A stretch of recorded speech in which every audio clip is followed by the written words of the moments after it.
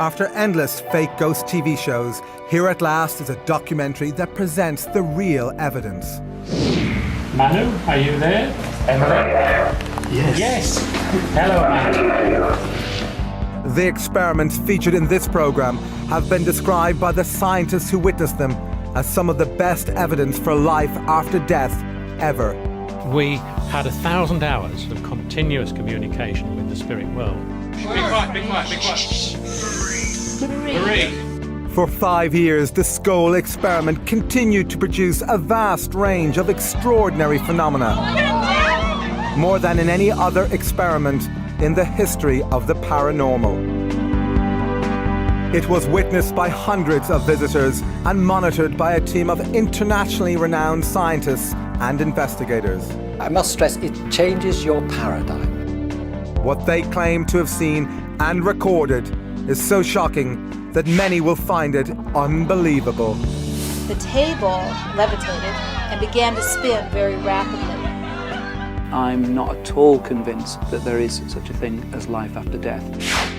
In the US, we put psychic Alison Dubois, the inspiration behind the hit TV show Medium, to the test.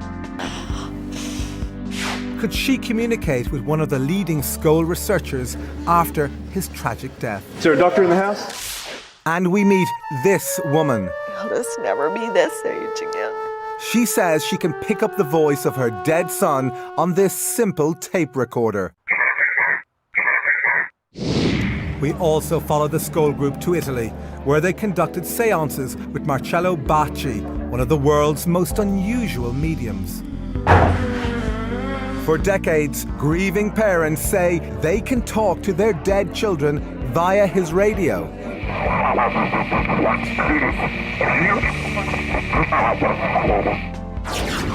Although the experiments featured in this program provide scientific evidence for the possibility of life after death, most of the public know nothing about them. This is the first time both the Scole group and Bacci have allowed their work to be shown together in a TV documentary. There has, in my view, never been anything like that at all, ever.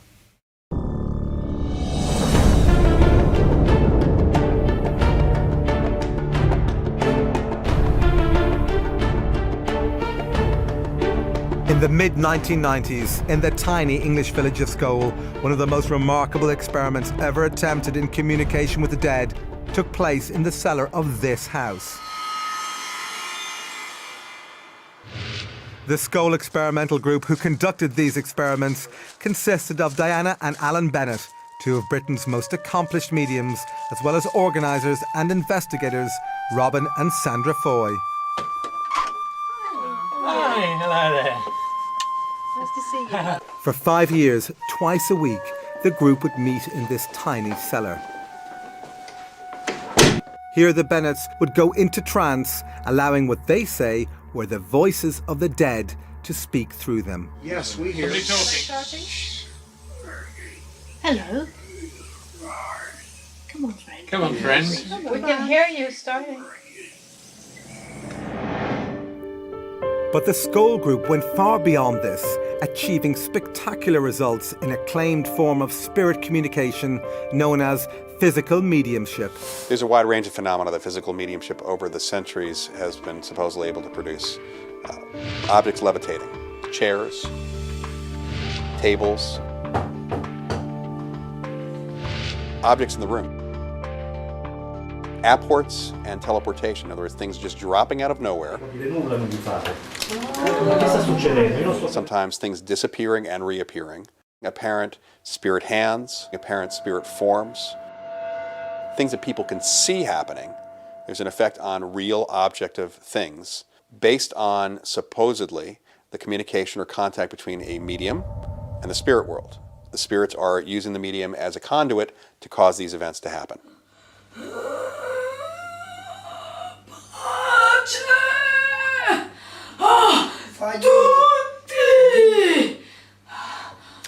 Physical mediumship is entirely different from mental mediumship because everybody that's present at the time can witness what's happening.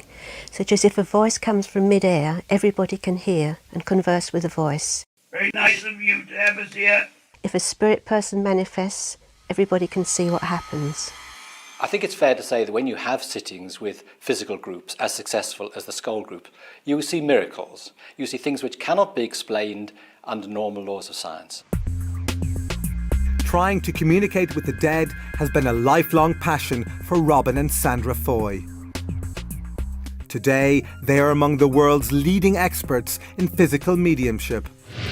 What happened here during the Scole experiment was very successful and a dramatic effort which proved conclusively to us that life goes on after we all die. Diana and Alan Bennett have also participated in physical mediumship for decades. They joined the Scole experiment in 1993. But both claim their astonishing abilities began long before this. My first discovery of being a medium was when I was a child. I used to see spirit. I used to hear things and be aware of things that other people weren't aware. When I was young, I saw spirits that would come and show themselves to me.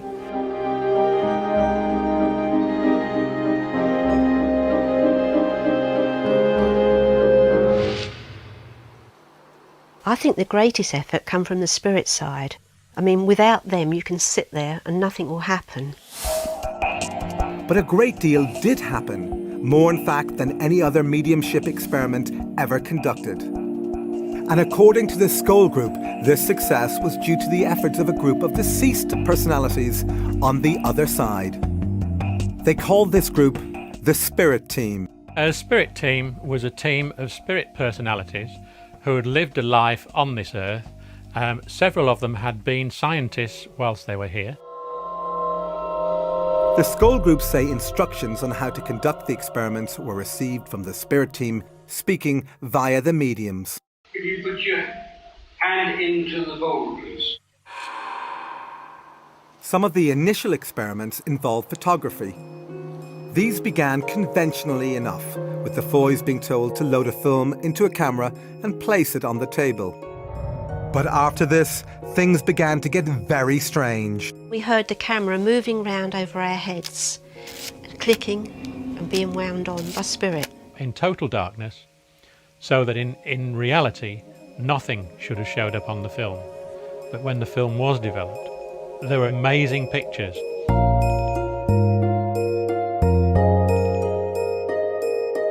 Wartime pictures of St. Paul's, of a bus that was blown apart in the Blitz. Quite amazing stuff. It was never explained to us exactly why we got these particular pictures, other than the fact that we had a separate photographic spirit team working with us at that stage, who were practicing their art and seeing what they could achieve. Some films contained images of faces, including human faces, in various stages of formation. There were a series that appeared to represent bubbles and various other things coming together, partial faces, etc. We were told that what we were seeing were areas of communication within the spirit world.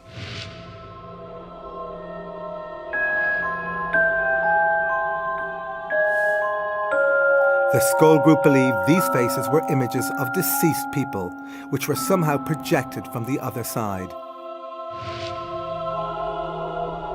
To them, this theory was confirmed with the appearance on another Scole film of this blurry profile. Communicators through the mediums informed them that it belonged to a man named Kingsley Fairbridge, who had died in 1924. We were put in touch in a very obscure way with his daughter, who was happy to agree that that was a picture of her father.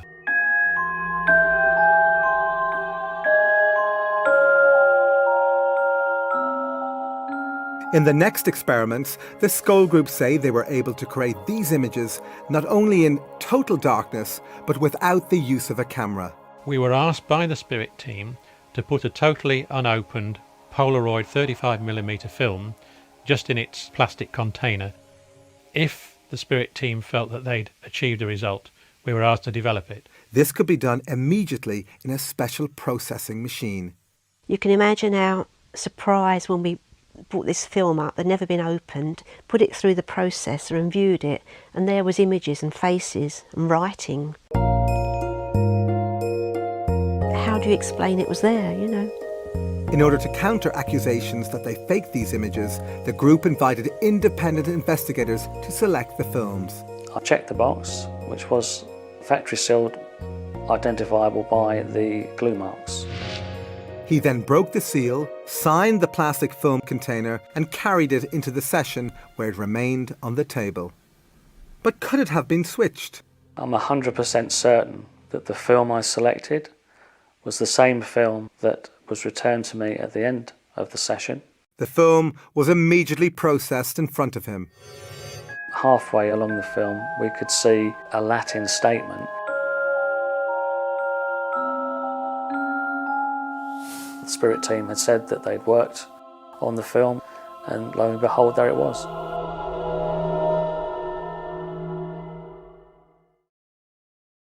Do I believe in an afterlife? Yes, I do, completely. I had an experience where I met a medium on the street and she described my great-grandparents, my grandparents, my great-aunt, who have all passed away, their names, the way that they died, and told me that they were all around me and walking with me and never really have left me or never really leave any of us. So, completely believe in that.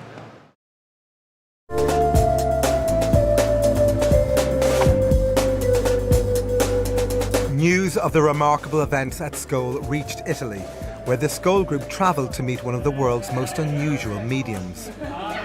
Marcello Bacci amazes visitors and scientific investigators who say they can hear the dead speaking through his old vacuum tube radio.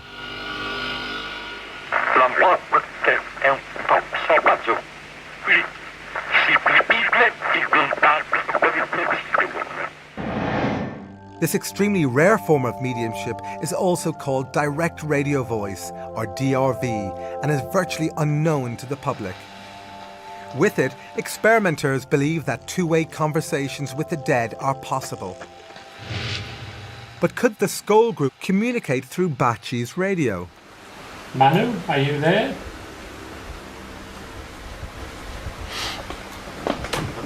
Emily? Yes. Yes. Hello, Manu. Thank you, Manu. After this, scientist Harry Oldfield, a colleague of the Scole group, attempts further communication. We would like to ask the question of the appearance of your space. I can't really answer that. Can you tell something about Scole? Did I appear to be aware of what I'm doing in direct contact with them? Thank you. Will the work progress? Certainly. Thank you. This is what I needed to know. Experts say that Bacci's ability to invite the spirits to speak through his radio is usually so reliable he conducts regular sessions. This seems highly improbable, but these grieving parents don't think so. The walls are littered with pictures of dead loved ones. Parents clearly recognize the voices as belonging to their departed children. Mamma l'ha visto, ma che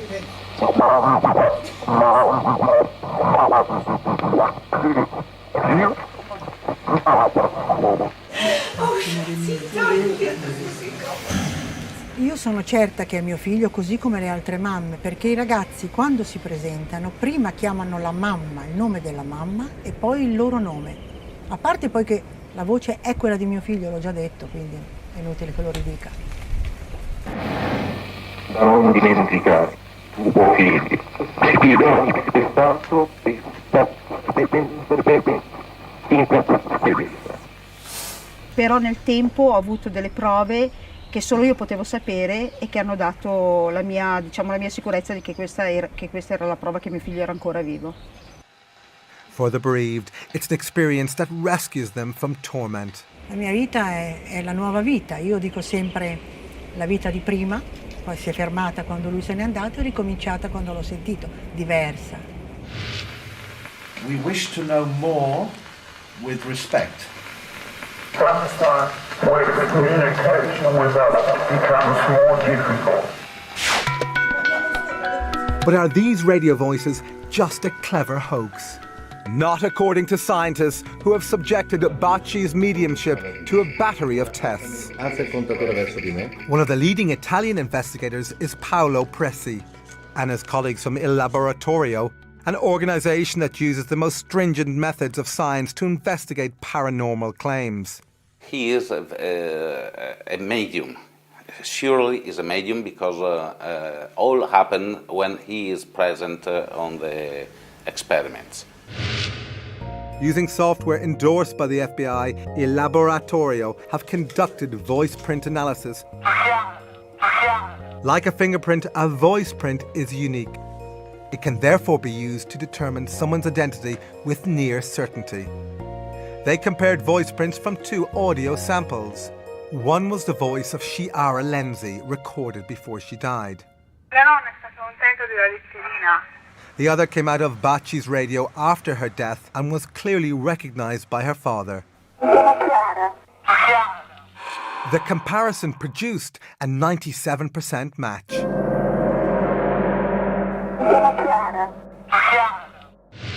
Despite this startling evidence, skeptics claim that the voices could be faked by transmitting them from a remote location. But Dr. Emanuele Toriello, who has been investigating Bacci for decades, believes this is impossible. Dr. Toriello was present during key scientific experiments that, he says, eliminated any possibility of remote transmission. One of the first of these experiments involved putting Bacci's radio inside a special device that shields it from all radio signals. Yet still, the voices continued. We couldn't be more excited. Second point, the radio was switched off, and though the voices were going through. The third and main point, that the tube or the valves of the radio were totally removed. Still the voice were going through. So you tell me how it's possible. Thank you for all your hard work.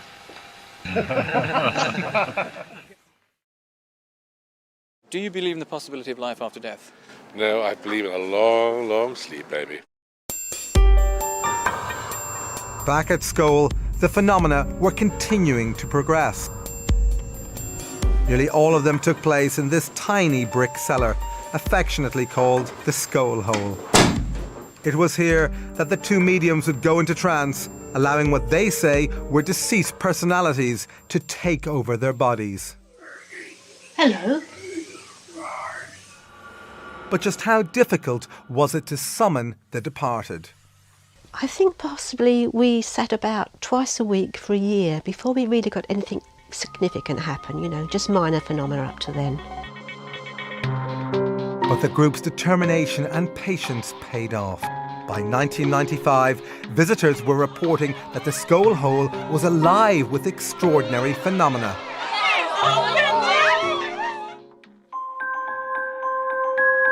According to the Scole group, their spirit communicators requested that they place this empty glass dome on their table. The glass dome was very important to the Scole work. Creative energy stored in the dome and was used by the spirit team to produce the phenomena that happened at Scole. In this remarkable photograph, the energy can actually be seen radiating out from the dome. But since these phenomena are so unusual, the group knew that without careful independent scrutiny, their experiments would be dismissed as fake.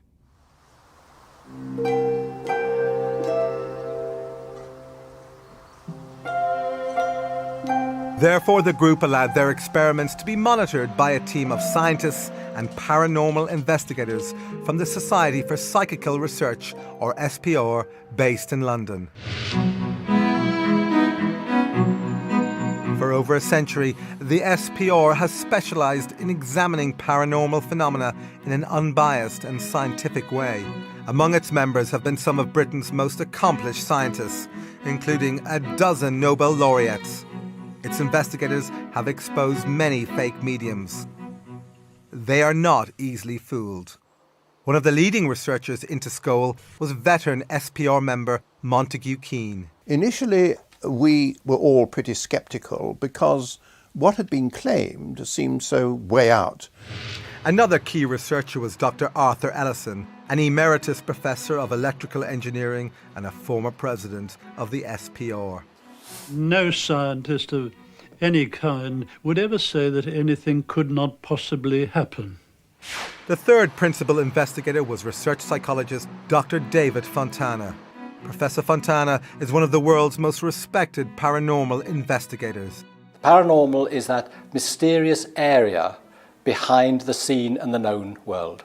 And since most of the world is unseen and unknown, and most of the world is full of mystery, for me it's a fascinating and absorbing area. To preclude the possibility of fraud, these scientists were allowed to inspect the cellar and all its contents before and after sessions. All participants had to empty their pockets and leave their belongings outside. The cellar had only one entrance, and this door was kept locked during all sessions.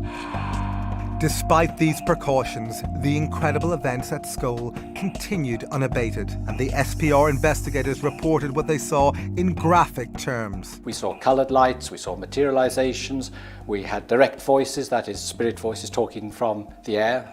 We were touched by the spirits. We saw a whole range of phenomena which could not be mistaken by three investigators such as ourselves.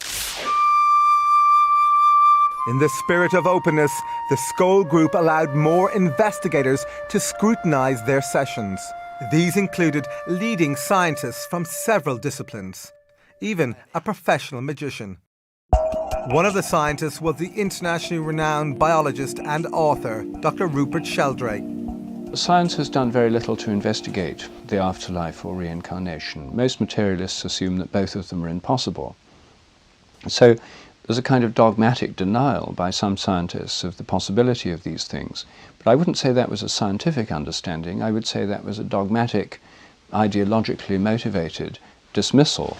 The only way to have a scientific understanding is to do the research. We had a number of different professors of different disciplines to come, and sometimes they could test their expertise against the expertise on the other side. For example, Professor Archie Roy, who's an astronomer and specialises in the movement of celestial bodies, had a discussion with the other side about celestial mechanics. And he said afterwards that he thought there were only about half a dozen people in the country who would know exactly what they were talking about. Such evidence is gold dust to researchers, as it is unlikely to have been fabricated by the mediums who possess no academic training in this area. Although the scientists found this sort of evidence impressive, they still needed to eliminate any possibility of fraud taking place under the cover of darkness. Therefore, the Scole group devised several controls to help eliminate this possibility. One of these controls involved all participants wearing luminous wristbands. These bands were attached with Velcro, so they could not be removed without attracting attention. They also requested the use of night vision equipment. We persistently asked them to accept infrared cameras, and they said not yet. It would interfere with the energy in some way. So we had to accept this with great reluctance. We were told that this phenomena could be developed in the light, but if it were, it would take an awfully long time to produce, years and years, rather than a few months that it actually took us. Critics saw this insistence on darkness as an excuse to hide fraud, but participants to the Scole experiment were not always in total darkness. Oh, look at you!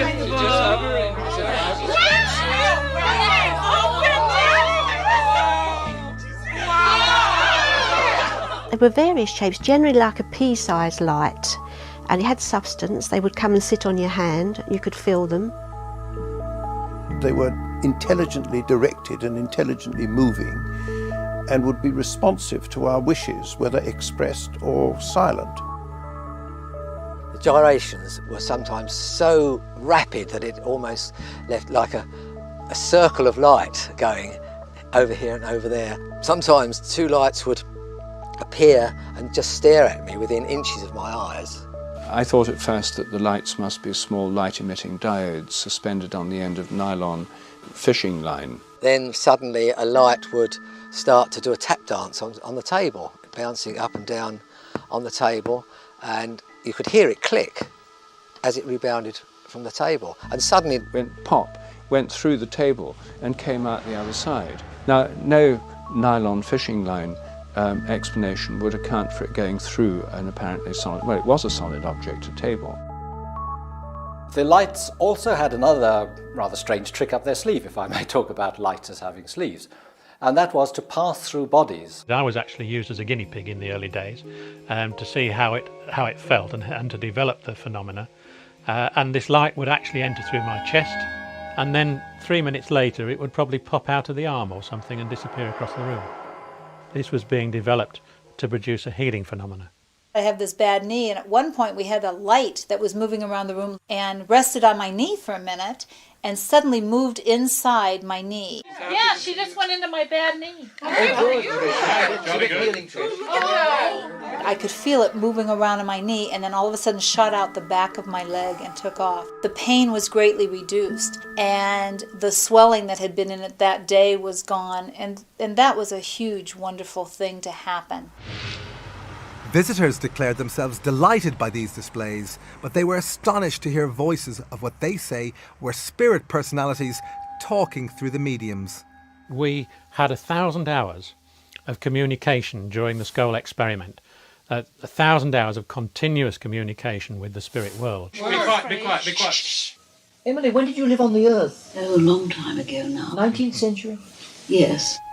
In this dramatic form of spirit communication, the mediums go into trance, during which time, they say, spirits take over their bodies and speak through them. It's the love that connects people. Right. And the rest doesn't matter a jot. So what's it like to supposedly talk to the dead in this way? It becomes very natural, and actually talking to somebody who is deceased, if you like, is a natural thing, purely and simply because it's the same as you talking to me here in this room at this very moment. There's no difference other than the fact that we are aware that they're no longer in this world. And not be frightened in any way. But could the mediums have just been acting? The researchers didn't think so. The voices were quite different from those of the mediums themselves, and the personalities behind the voices were not only quite different, but were very consistent. Even the accents were. But it wasn't just the consistency of the accents that impressed the researchers. They reported that the personalities also remembered every detail of all conversations spoken to visitors over a 5-year period. Add to those skills the ability to read minds. This apparently occurred when a female spirit spoke to the group. She would tell us what was going to happen, she would comment on what we were doing, and sometimes what we were thinking.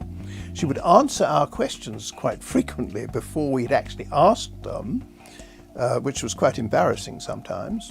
Thank you for your warm appreciation of what we're trying to do.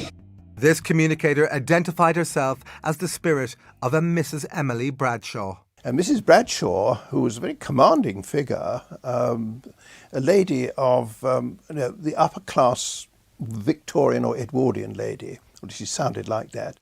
We continue from our side of life to influence people still in the body. But what evidence was there that these voices were really from the deceased? We knew that we were communicating with deceased personalities because a number of people who communicated with us were able to be identified by independent witnesses at the time who could testify as to them being people they knew, evidence which couldn't possibly have been known by anybody else. But what's it like for the mediums to have these ethereal communicators speak through them? Those sensations become more and more intense and build up to a point where I feel the personality actually taking part of my senses over. I become more and more unaware of my own body and also more and more unaware of my own thoughts.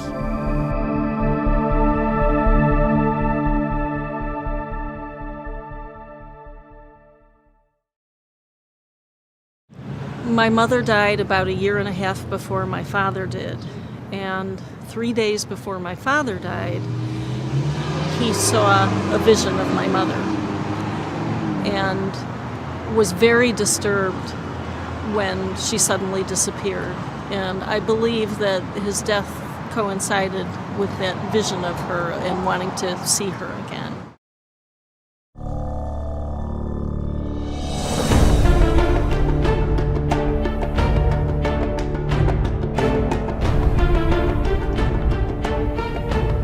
Back at Scole, visitors reported seeing and especially hearing these objects materialize from out of nowhere. In the language of physical mediumship, these objects are called apports.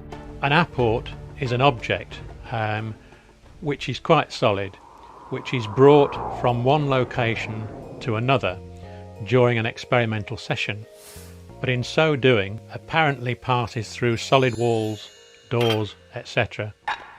Well, the total number of apports that we had during the experimental sessions was about 80 or even more. Whilst we were sitting here, this object would arrive, just materialise, and arrive on the table. But as it arrived, that's the sort of noise it would make.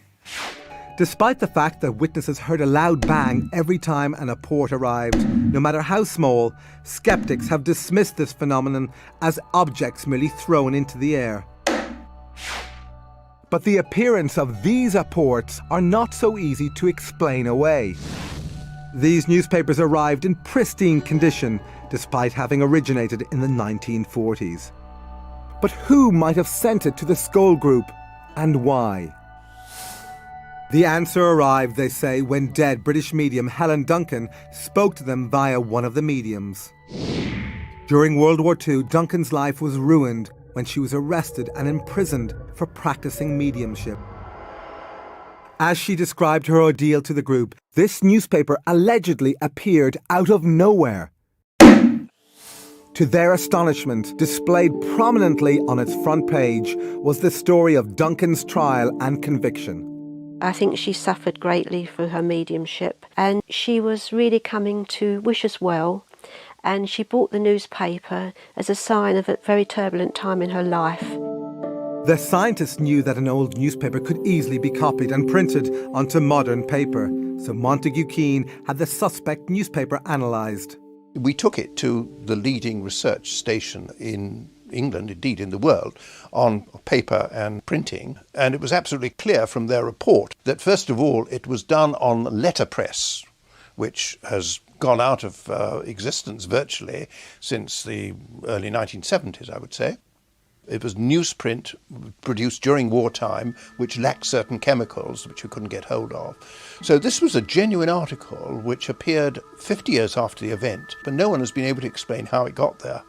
So where did all these apported objects come from? We were told by the spirit team that they were never stolen, but were basically objects that had been lost or discarded, or at one time been owned by the spirit personality that brought them for us.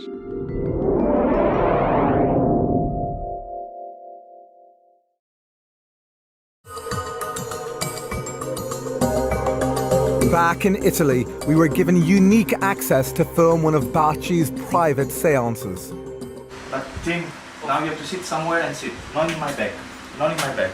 Somewhere that you can, yes. Despite the loss of this camera, we were allowed to continue using this night shot camera to record the seance, which took place in total darkness.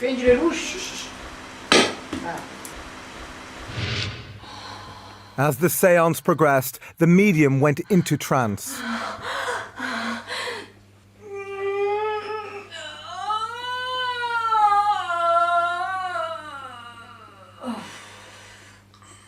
We were hoping to capture what visitors to Scole said they had witnessed, the levitation of solid objects. However, minutes later, we were asked to switch off the night shot camera. But secretly, we kept it running. And what we captured was truly astonishing. This heavy oak table rose into the air.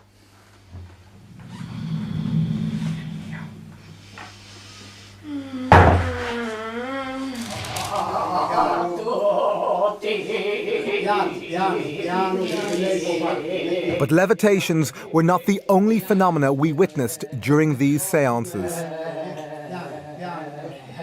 Like the Scole experiment, visitors to Baci's centre say they have received apported objects. This woman is one of them. Questo è un apporto che ho ricevuto al centro Baci. Al centro Baci succedono spesso queste cose ed è incredibile. Uno potrebbe dire uno le hanno messi là, se lo sono inventati, ma non è così, perché chi l'ha vissuto sa che questo è vero.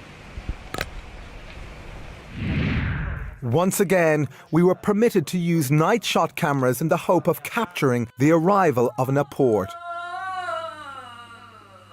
We were not disappointed. With the medium in trance, the camera crew were astonished when, out of nowhere, they felt these flowers falling on them. Che sta succedendo? Io non sto capendo nulla di fare. Che sta succedendo? Io non sto capendo nulla di fare. With the lights on, people reacted in amazement at just how many flowers had appeared. This one is gone in his hand. Sì, così. Così, proprio in mano. Così.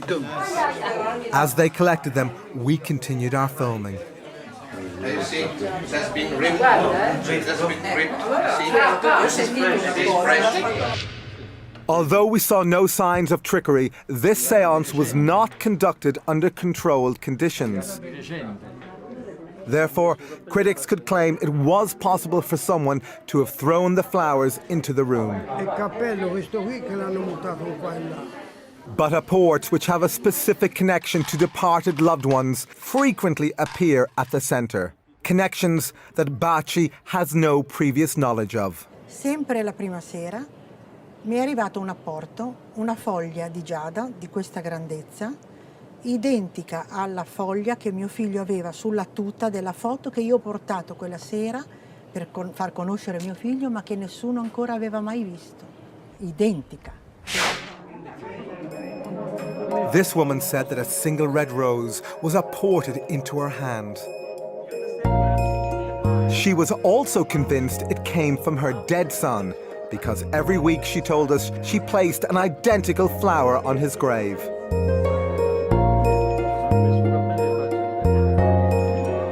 As impossible as it sounds, could this rose really have been sent from the other side?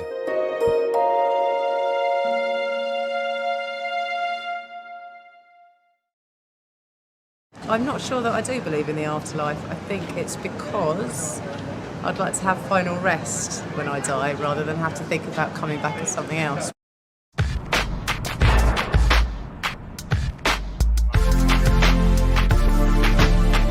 Back at Scole, the phenomena were continuing to progress.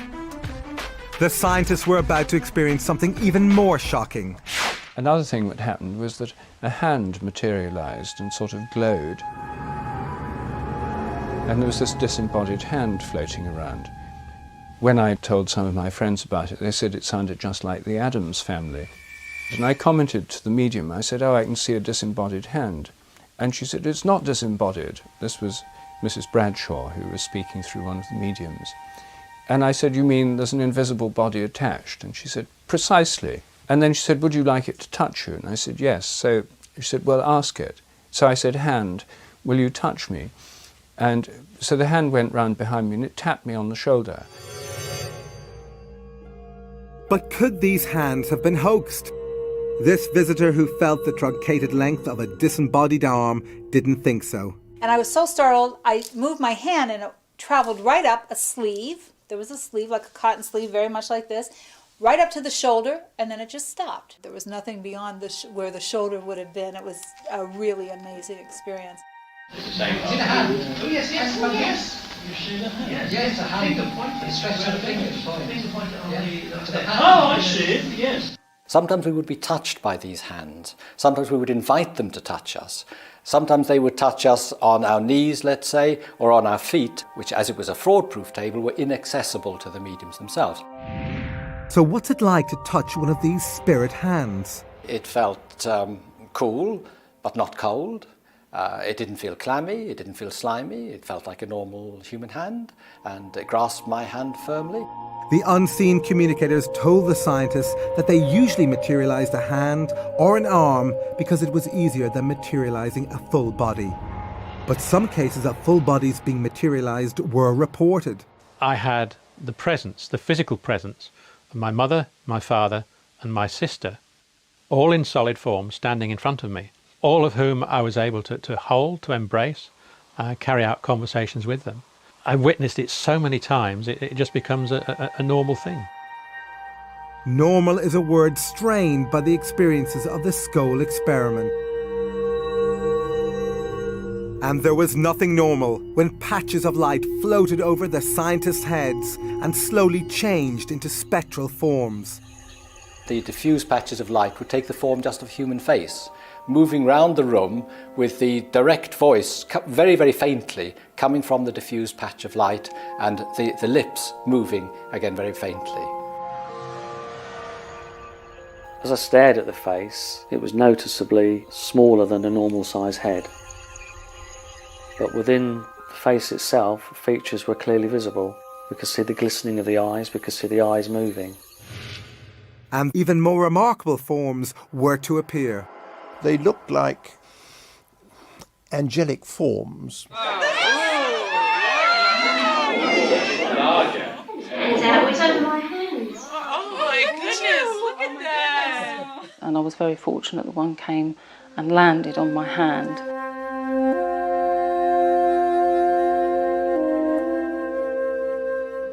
And just the energy that you felt from it when it connected with you was a lovely experience, and it just felt like an overwhelming feeling of love. These were great experiences, you see. Again, I must stress, it changes your paradigm. You go in thinking none of this can be true, but after experience, after experience, after experience, it gradually dawns on you, hey, there's something going on here that we can't explain by normal scientific laws, but which nevertheless exists.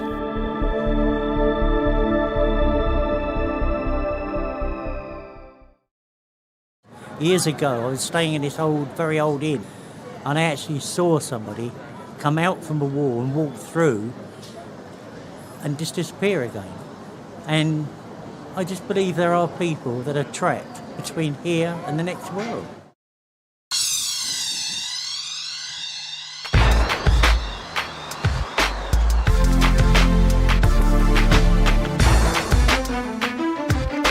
The experiments featured in this program have been described by the scientists who witnessed them as some of the best evidence for life after death ever.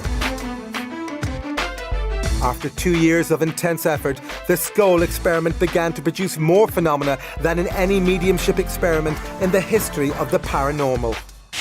Their initial claims were that they were in contact with a group of deceased entities who were producing, with their help, a number of pictures of either deceased persons or strips of films, which they claimed to be produced without any cameras and in the dark. To eliminate any possibility of hoaxing, the scientists brought their own film and locked it in a specially designed security box.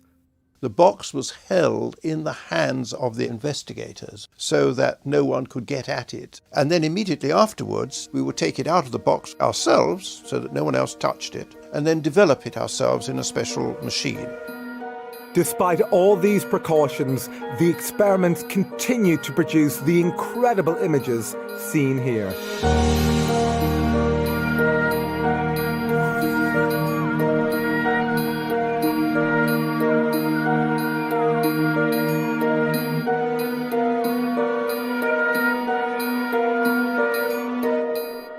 They were able to achieve whole lengths of film, sometimes up to as much as 4 feet, with various words, symbols, messages, all sorts of different things on that film.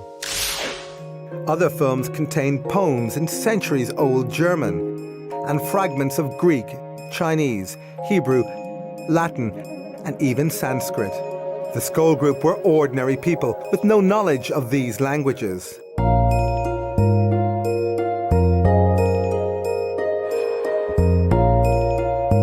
But did these films have a purpose? If dead personalities were producing these images, why did they apparently design some of them as complex puzzles? Providing something which is a puzzle, which is difficult to solve, is simply because it is difficult to solve. It isn't readily available. It can't be easily attributable to the person sitting round the table. Despite lengthy investigations, the possible authors of some of the films, like this German poem, proved impossible to trace. But others were easier to track down. This one contains a poem by Frederick Myers. Intriguingly, Myers was one of the founders of the SPR and a passionate researcher into the evidence for life after death. Before he died in 1901, he promised his colleagues at the SPR that he would try to communicate with them from the other side. Could this film actually represent evidence of the afterlife sent by one of its greatest investigators? Mostly the researchers were unclear as to who might have created these films. However, there were clues as to who the ghostly authors might be in the form of initials or signatures. For example, in this film, the signature appears to belong to the dead singer and actor Ivor Novello. This was received on one of the Scole films. Compare it to Novello's actual signature. Investigators say these images were created in total darkness. But how? I think that those pictures can be explained only by imagining that the spirits can project their recollections and images onto a film in some way we can't begin to understand. The only alternative explanation is they are all fakes, and I don't believe that there's evidence that that is the case. Although the mechanism for their creation remains a mystery, investigators concluded they were unique. As far as the photographic evidence is concerned at Scole, the strips of film, there has, in my view, never been anything like that at all, ever. As far as I'm aware, I don't think there is any scientific evidence for life after death.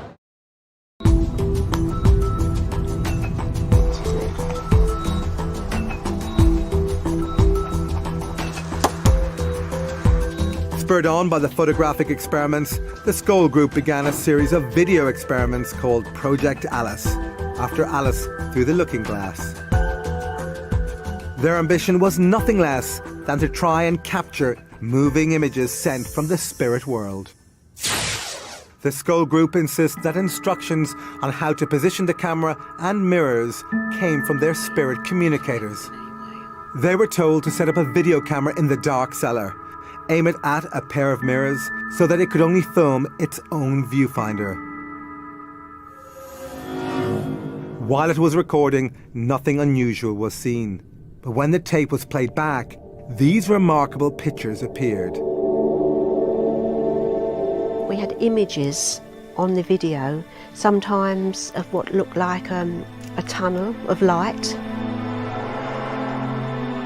Other times, spirit faces were coming towards us. Sometimes what appeared to be a doorway moving.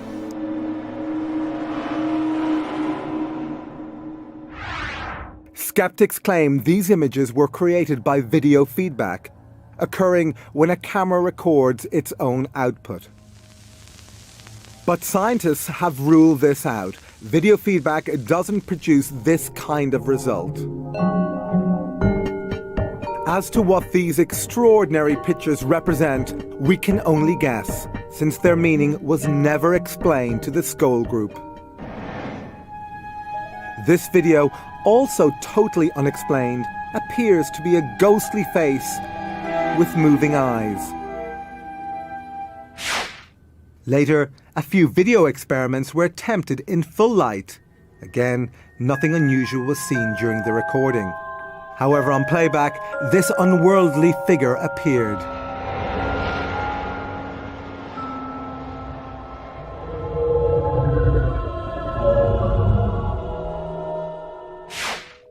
But was it possible for the Scole group to have faked these images? Not according to the investigator who monitored these experiments, Swiss lawyer and businessman Dr. Hans Scher. There's absolutely no possibility that this film could have been prepared before, because I selected one of the video films which was in its original packaging, which I opened. I took the film out, I signed the film, and I put it personally in the video camera. He inserted it into the camera. We never touched at any stage the camera or the film. When we played the film, it showed at the beginning a number of bubbles of various colors.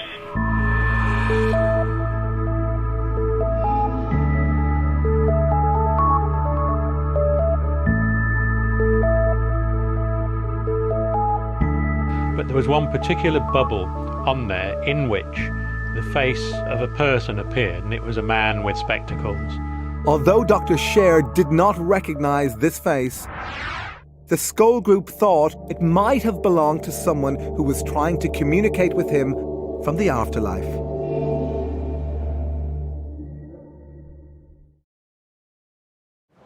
I have heard of the electronic voice phenomenon. I think it's actually one of the most disturbing and unnerving aspects of the notion of there being an afterlife. Attempting to capture spirit voices via technical devices like radios and tape recorders has a long tradition that goes back to the last century. Today, there are tens of thousands of people around the world who say they have captured the voices of the dead on simple tape recorders. Feeling spirit.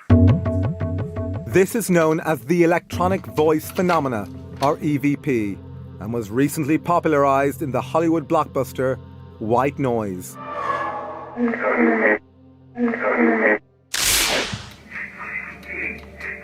Despite the Hollywood treatment, EVP has been the focus of serious scientific investigation.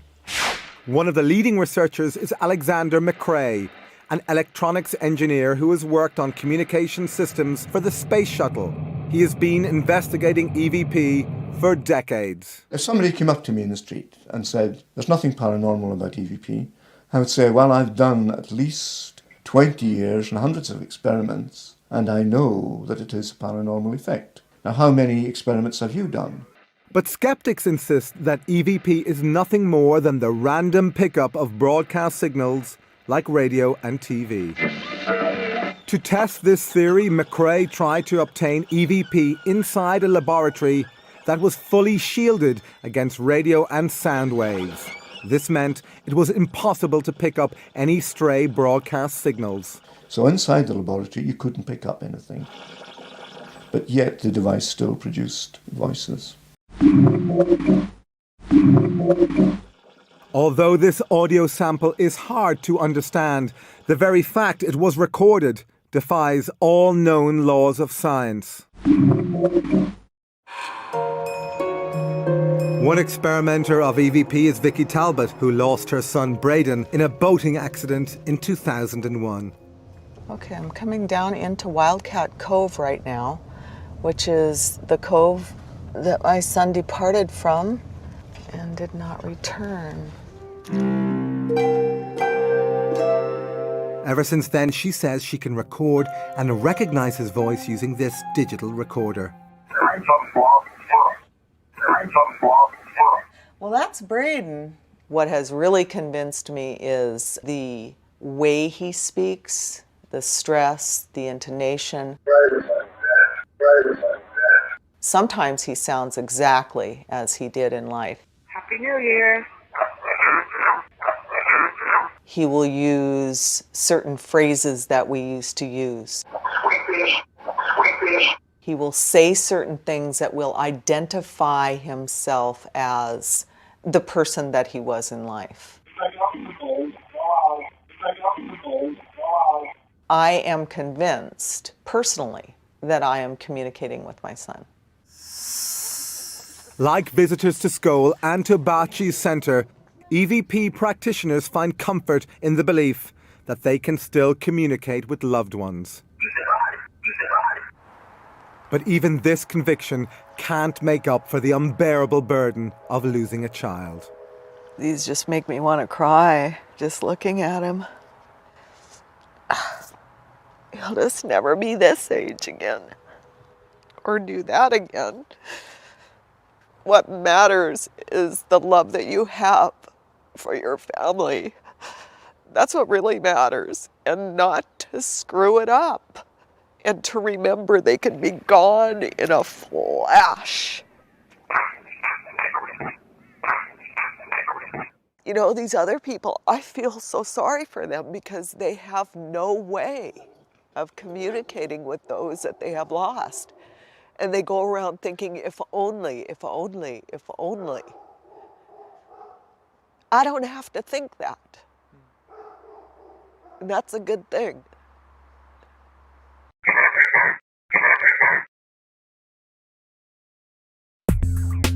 Although EVP provides some comfort to the bereaved, practitioners say that the voices are often unclear, always one way, and frustratingly short.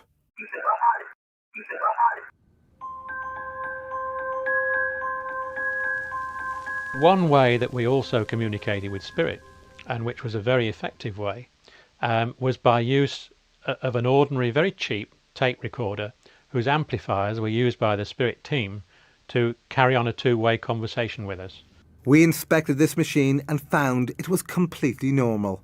Earlier, its built-in microphone had been removed to eliminate the possibility of recording anything. When the machine, which contained a blank cassette, was activated, witnesses were astonished when they heard this voice asking them a question. Yes, Scole experimental group. Experimenting with audio equipment.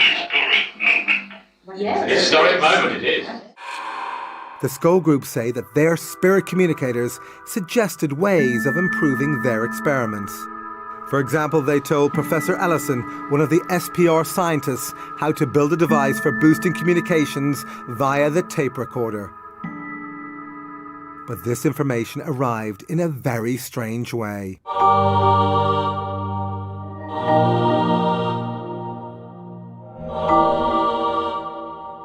These images appeared after an unexposed film locked in the security box was later processed by the scientists.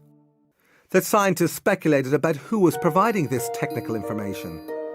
Then initials at the end of the film seemed to have solved this mystery. I wrote to the Edison Memorial people in America, and they sent me a copy of one of his letters, which contained his initials, which looked almost identical to the signature on this film. This matching set of initials convinced the researchers it was Thomas Edison providing this information. Not only was Edison the world's most famous inventor, he also had an enormous interest in the possibility of an afterlife. His intention to build a machine that could communicate with the dead made headlines around the world, but he died before being able to build it. Is it possible that through the Scole Group, he finally achieved this aim?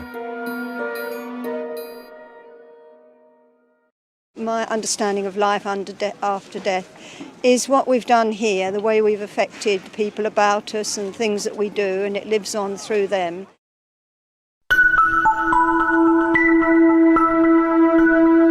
Spirit voices speaking through the mediums. Spirit communication written on sealed film in locked boxes. All these incredible phenomena. But could the scientists have been tricked? Skeptics are often unaware of the amount of experience and the amount of knowledge that goes into investigations of this kind. Between the three investigators, you could say we'd had 50 years and more. We know all the tricks. I don't see how it could be faked. It's impossible.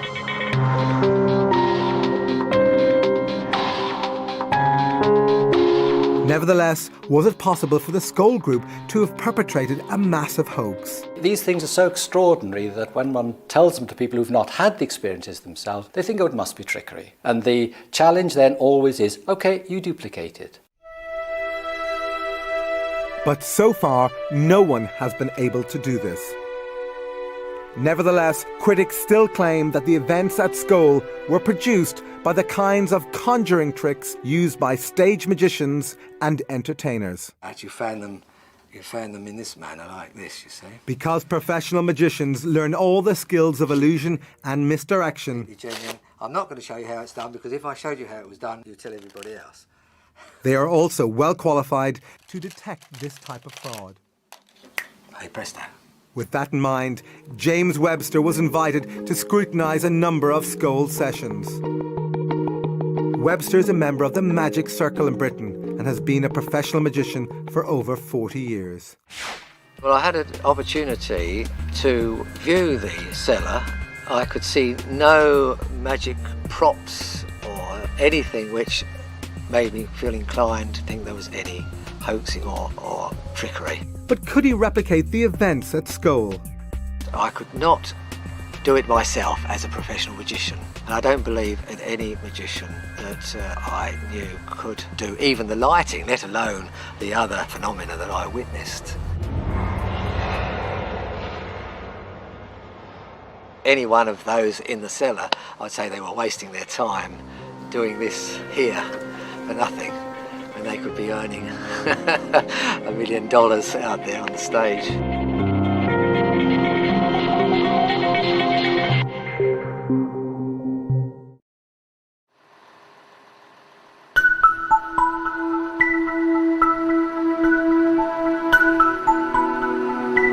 In 1999, after an exhaustive 2-year investigation, the investigators published their conclusions in the SPR's official proceedings. They were looking for evidence of a hoax. They sifted evidence for signs of fakery. But did they find it? If you take all the phenomena within the whole of the Scole experiment over 2 years while we were there, I would say that the possibility of fraud and faking was nil. Although the Scole report includes theoretical discussions about how individual phenomena might have been faked, the chief investigators concluded that events at Scole cannot be explained either by known scientific laws or by trickery. But psychology professor Chris French, the co-editor of Skeptic magazine, remains unconvinced. There's lots of claimed evidence for life after death coming from lots of different sources. The debate should be about the quality of the evidence. At the moment, on the basis of the available evidence, I'm not at all convinced that there is such a thing as life after death. I think the skeptics regard the possibility of the survival of human consciousness as inherently so impossible that anyone must be rather crazy to believe it.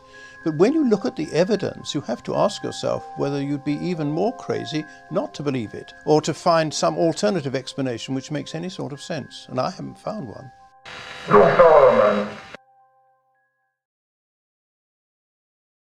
When we die, we go into another world. A lot of worlds. 3,665 worlds. Because I read it in the Bible. News of the amazing events at Scole spread around the world.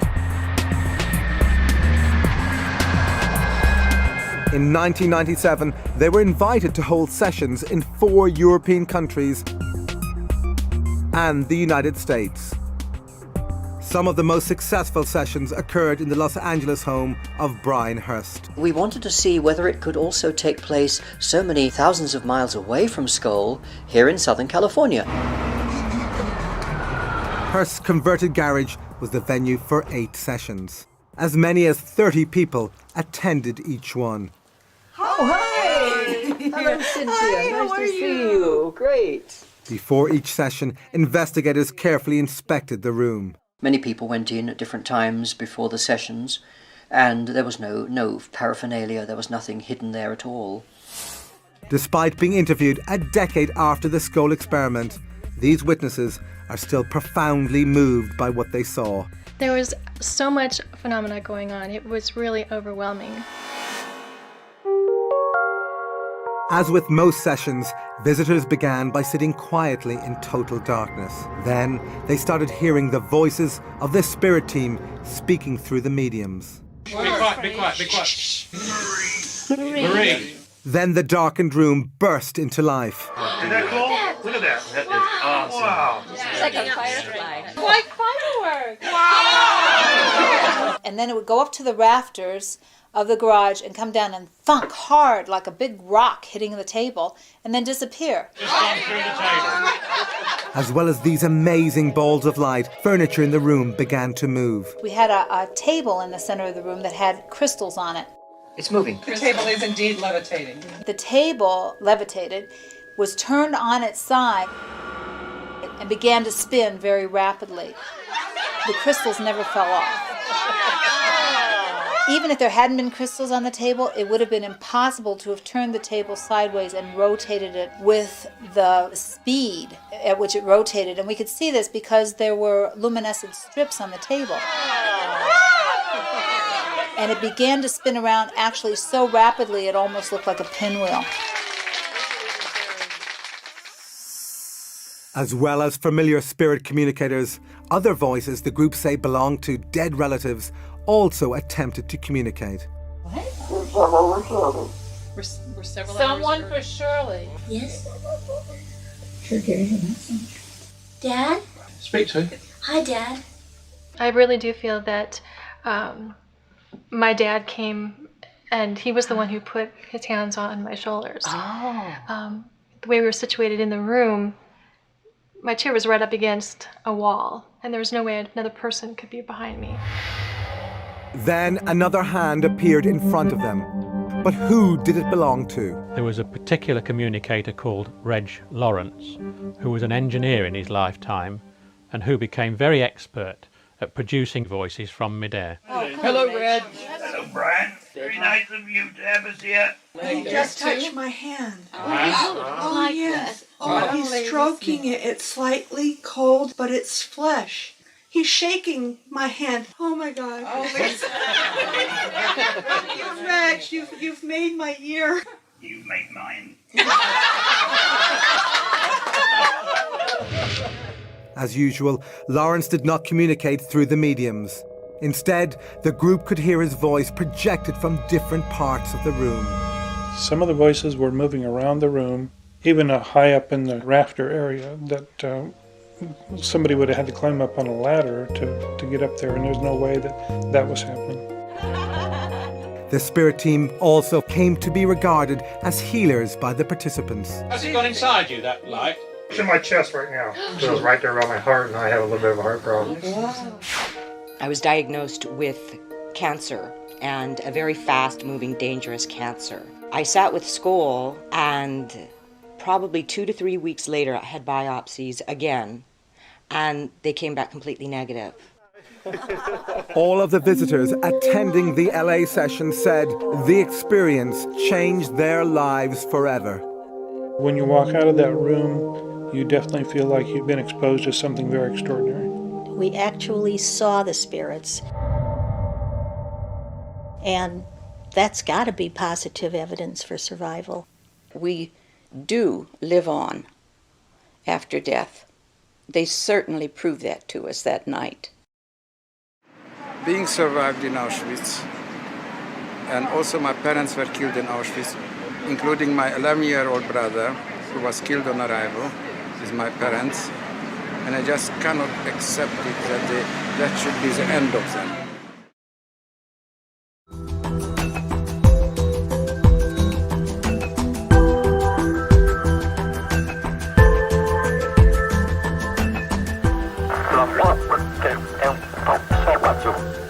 Previously, we have shown how experiments at Scole and with Bachi provide powerful evidence for life after death.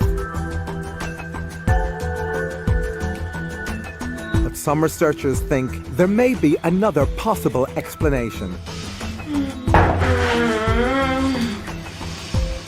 Could some of the remarkable events shown in this film be the result of human paranormal abilities like psychokinesis, the claimed ability of the mind to directly affect matter?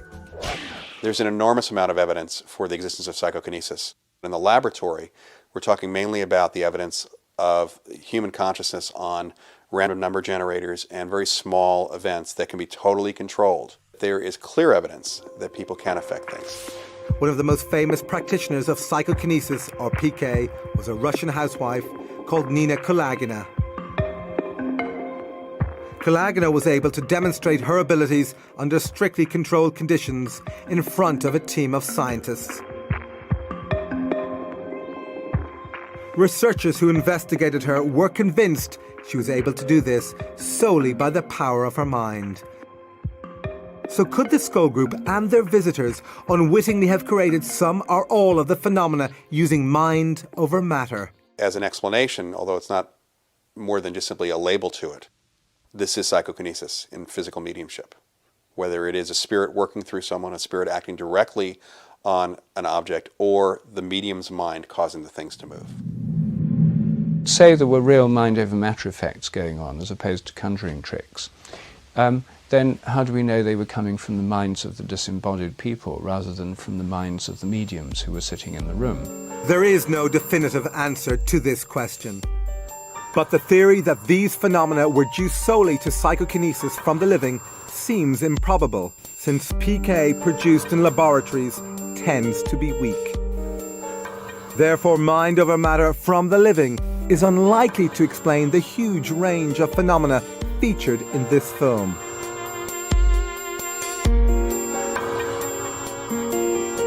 Emily, when did you live on the Earth? Oh, a long time ago now. 19th century? Yes. We simply have a number of clues of information which was extremely unlikely to have derived from the subconscious mind or the conscious mind of the medium. And the more impressive those are, the less likely it is that you can say that this is an aspect of mediumship. And the more likely it is, it's an aspect of discarnate communication.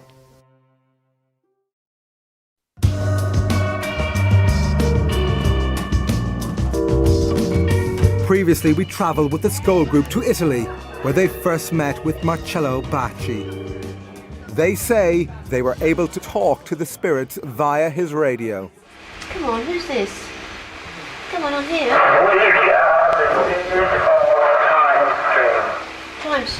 Time stream. But when the Scole group visited Bacci in a later session, he was having problems. For months, hundreds of people who came from around the world in the hope of hearing their dead loved ones were bitterly disappointed. All they heard was static. Bacci was depressed. He feared he had lost his unique talent. Then, in an extraordinary piece of luck, as our cameras rolled in an interview with Bacci, the radio, which had been silent for so long, burst into life. Chiudete tutto! Cosa they're coming the radio? They're coming the radio.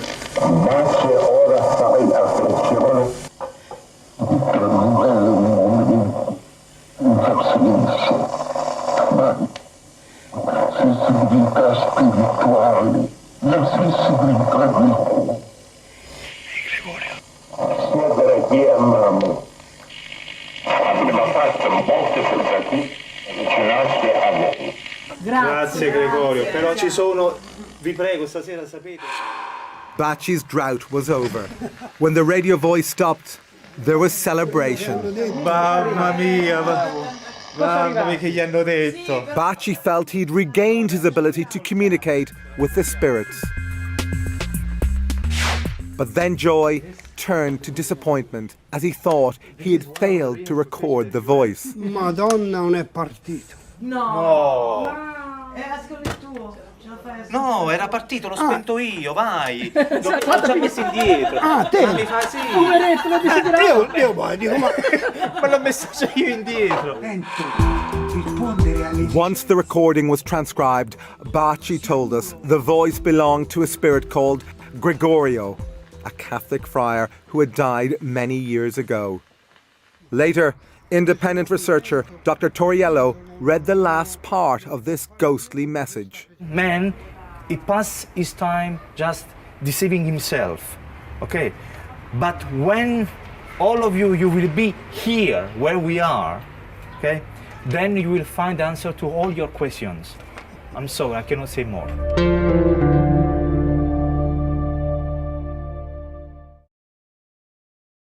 We do look down on our friends and loved ones after we die, until such time as we move on to some other dimension. I think you can think what you like, really.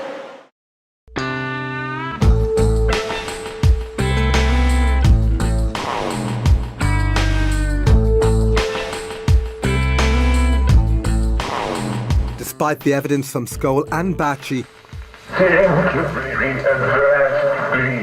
most scientists still refuse to even consider the possibility that consciousness might survive death. Dr. Rupert Sheldrake, the internationally renowned biologist and Scole investigator, offers an explanation. There's a dominant materialism in science that grew up in the 19th century. It's become part of the culture of science, but it's really a dogmatic belief system rather than a testable theory. What this means is that scientists have become completely focused on the things they can both measure and replicate in labs. Within science, based on a materialist point of view, the mind is the brain. So anything that suggests the mind might be more than the brain goes against the theory, and therefore most scientists don't want to know about it. Another prominent scientist not convinced that consciousness is solely the result of brain activity is Dr. Charles Tart. But that's just a small part of the spectrum. Dr. Tart is Emeritus Professor of Psychology at the University of California and a leading researcher into the evidence for life after death. The idea that survival of bodily death is impossible and that we're nothing but our brains and bodies is really a function of an outmoded view in science, a Newtonian worldview. Now, the Newtonian worldview works very well for everyday events, but one of the most interesting things about modern science, especially when you look at stuff like quantum theory, is that the world is far more mysterious than we think.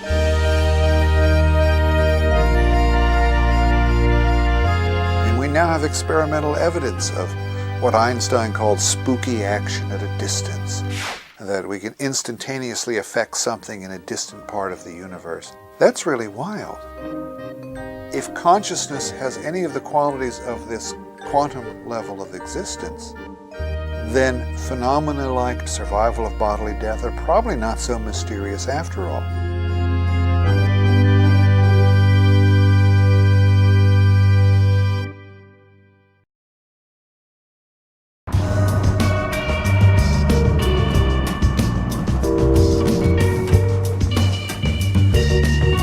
But could quantum theory explain one of the most shocking experiments conducted at Scole? This particular experiment was perhaps the most important experiment of the whole series. Previously, we showed how visitors reported seeing these balls of light appear before them. It's like fireworks! On this occasion, one of them flew inside a large quartz crystal. The crystal then levitated. We could see it glowing, and then descended into a Pyrex bowl. Then Arthur Ellison was invited to pick it up. He picked it up and satisfied himself that it was there and it was glowing, and he put it down again. He was asked right away to pick it up again. He tried to, and his fingers closed right over it. It had dematerialized. There's nothing there, yes, it looks the same, but there's nothing there. Then he was asked to pick it up again, and it rematerialized in his hand. Oh, I can feel the crystal now. Now, this dumbfounded him. This is what finally convinced him that this was real, because it couldn't have been faked in any way. And he had his head right over the top of the bowl in order to ensure that no hand or no instrument could interfere with it. Of course, we were totally amazed by this. Things do not materialize and dematerialize. This is against all the laws of nature. We're trained scientists, of course. We know how the world behaves, and it doesn't behave like that. When you really think what we're experiencing now, yes, it's amazing. Miracle, yes. But what does this remarkable demonstration tell us about what might happen after death? The spirit team told us that the experiment with the crystal in the bowl gave a good example of what happened when we die, in that the essence of the crystal remained even when the physical part of the crystal had been removed. Our bodies represent the physical part, but the essence of ourselves remains the same. This, if you like, can be termed the soul.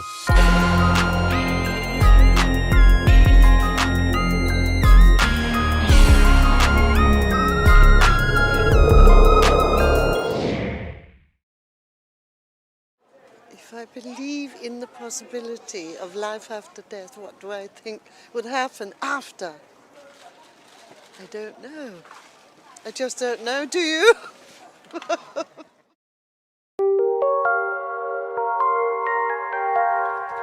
Well, I don't particularly want to have anything other than pure death, and I would rather not believe in survival, but I find it impossible to be intellectually honest and not believe in survival. Tragically, during the production of this film, Montague Keane died. But this gave us the opportunity of testing whether or not he actually got his wish for oblivion. This came in the form of Alison Dubois. Dubois has become one of the most famous mediums in the world after her abilities were dramatized in the hit TV show Medium. That's huge. When things come through that strong, Huge. I can't give out. We visited the University of Arizona, where scientists were testing the abilities of America's top mediums. Here we challenged Alison Dubois to contact the spirit of Montague Keane. It's not the same as when you're alive. She was able to conduct her mediumship in full light, in front of the camera, with two researchers seated behind, asking questions. Do you have any idea who this person is? Dubois wasn't given any information about Keane. The only thing she was told was the first name of Keane's widow, Veronica. The fact that he gets to still be here around the people he loves is huge to him. Although many of Dubois' statements were vague, some were astonishingly accurate. He went down at a podium, or no.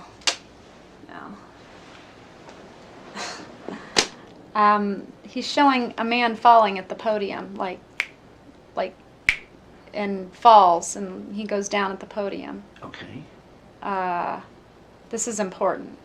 It's like an assembly. On the night of his death, Keane was taking part in a debate at the Royal Society of Arts in London. While defending his position, his voice faltered mid-sentence, and he died. Very interesting scientist. Very here. Take a rest.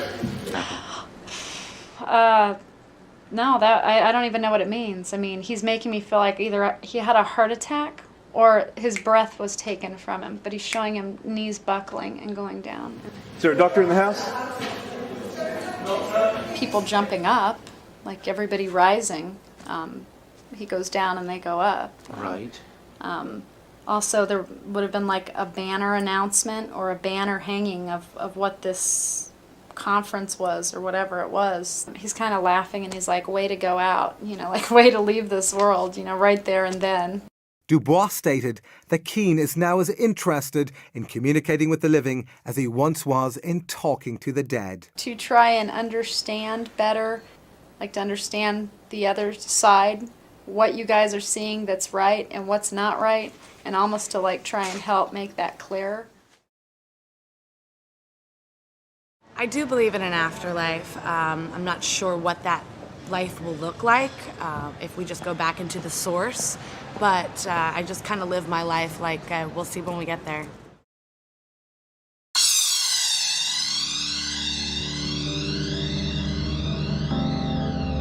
Although some researchers continue to question whether the experiments featured in this film represent convincing evidence for an afterlife, for the leading investigators and participants, there is little doubt it does. We actually saw the spirits.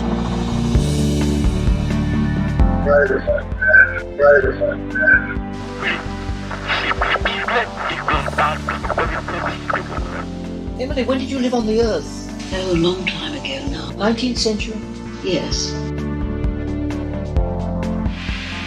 Come on here. I think we were pushing the barriers further than they'd ever been pushed before, and I think we just got to the stage where at that time we couldn't go any further. In 1998, after 5 years and 500 sessions, the Scole experiment finally came to an end. The Scole experiment may be over, but today, in Italy, grieving parents continue to report hearing the voices of their dead children on Baci's radio.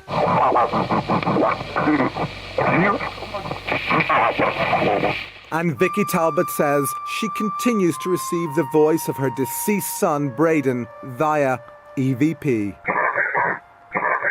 But the debate about the authenticity and significance of this evidence continues to rage. Now, according to science, when you physically die and when your brain stops functioning, that is it, that is the end. The experiences that I've had have convinced me that it is very difficult to explain any of these things by an alternative explanation to that of survival.